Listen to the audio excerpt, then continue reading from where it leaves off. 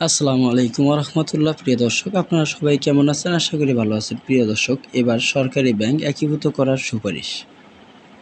প্রিয় দর্শক, আপনারা যদি আমাদের চ্যানেলটিতে নতুন হয়ে থাকেন তাহলে অবশ্যই চ্যানেলটি সাবস্ক্রাইব করে বেল বাটন অন করে রাখবেন আর ধৈর্য সহকারে পুরো ভিডিওটি দেখতে থাকুন।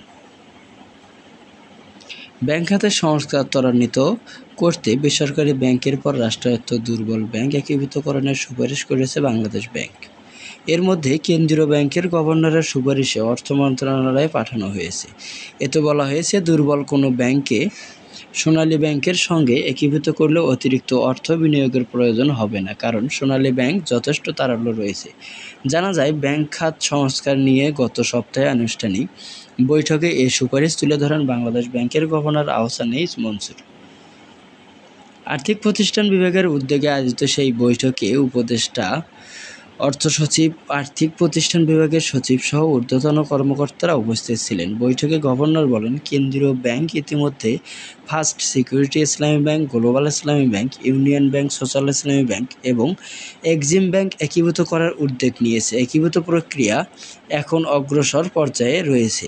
দুর্বল কোনো ব্যাংককে সোনালী ব্যাংকের সঙ্গে একীভূত করা যেতে পারে।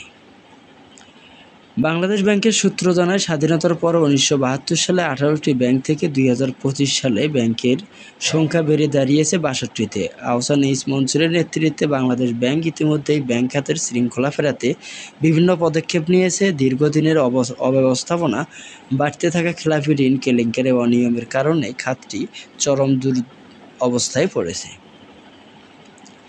বাংলাদেশ ব্যাংকের প্রতিবেদনে দেখা যায়, জনতা ব্যাংকের খেলাপি ঋণ সর্বোচ্চ ৭৭,৮৪৬ কোটি টাকা, যা ব্যাংকটির মোট ঋণের প্রায় ৭৫%।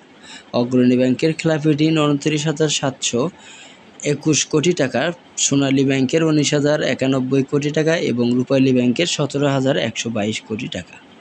কেন্দ্রীয় ব্যাংকের কর্মকর্তারা জানান, বেসরকারি ব্যাংকের খেলাপি ঋণ দাঁড়িয়েছে ২,৬৪,০০০ কোটি টাকায়, যার মোট খেলাপি ঋণের ৬৬%। গত এক দশকের সবচেয়ে বেশি ক্ষতিগ্রস্ত 5টি শরিয়া ভিত্তিক ব্যাংক ফার্স্ট সিকিউরিটি ইসলামী ব্যাংক, গ্লোবাল ইসলামী ব্যাংক, ইউনিয়ন ব্যাংক, সোশ্যাল ইসলামী ব্যাংক এবং এক্সিম ব্যাংক একীভূত করার সিদ্ধান্ত হয়েছে। এসব ব্যাংকের মোট খেলাপি ঋণ তাদের প্রদত্ত ঋণের প্রায় ৭২%।